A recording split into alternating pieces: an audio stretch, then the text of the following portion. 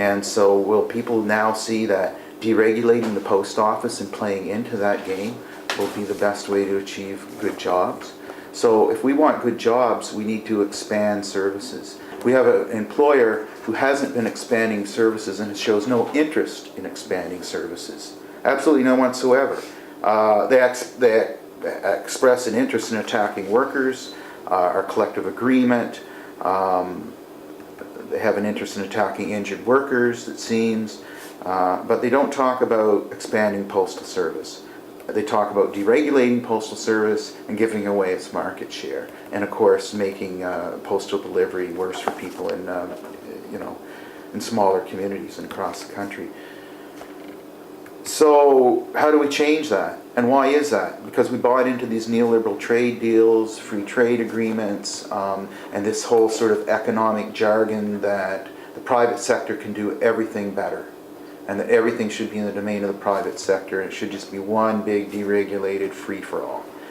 And we see in that when you throw a lot of people into a ring, there's only a few that come out standing. And that's just what we've seen with workers, with the hundreds of thousands of manufacturing jobs that disappeared in this country.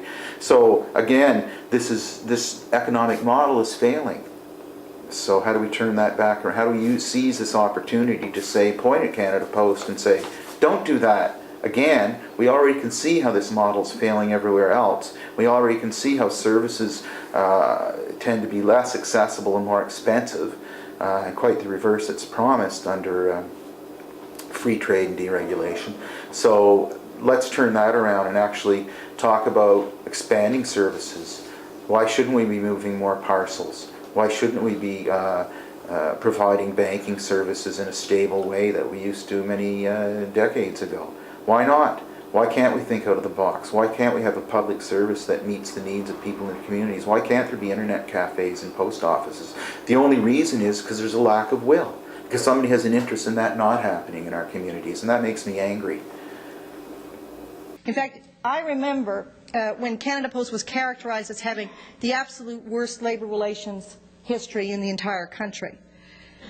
What we achieved during these most recent negotiations is a strong platform now to modernize the company, and much needs to be done in that domain. A symbolic groundbreaking ceremony involving dignitaries and Canada Post employees took place at the construction site at the airport this morning.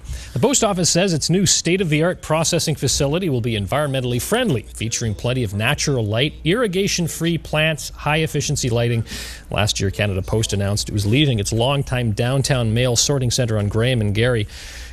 The strategic review is not just about deregulation. Very clearly, she's asking the government to step in and decimate our contract. That means that it's not even just waiting for attrition to get rid of jobs or when they bring in new machines. It's through other methods, I think maybe even attacking our job security or seniority issues. Over the past 20 years, technological change and globalization have drastically affected our market, the postal market. The value chain has become more and more fragmented. If you think about all of the things that have to happen, from the time that we get a piece of mail till the time that we deliver it, there are many, many segments in that process that have to work well.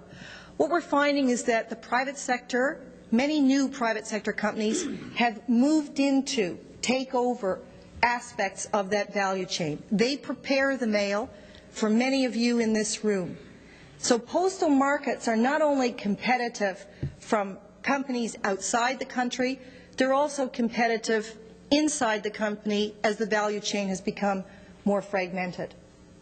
So Canada Post could honour the Canada Post Act and actually reinvest in the public post office with their dividends. They choose not to do that, and instead and when they do decide to reinvest, they invested in new technology that I think really is aimed to represent the top mailers in the country. It's not anymore about whether small towns will have viable, decent jobs in their communities and that the Postal Service will do quite fine.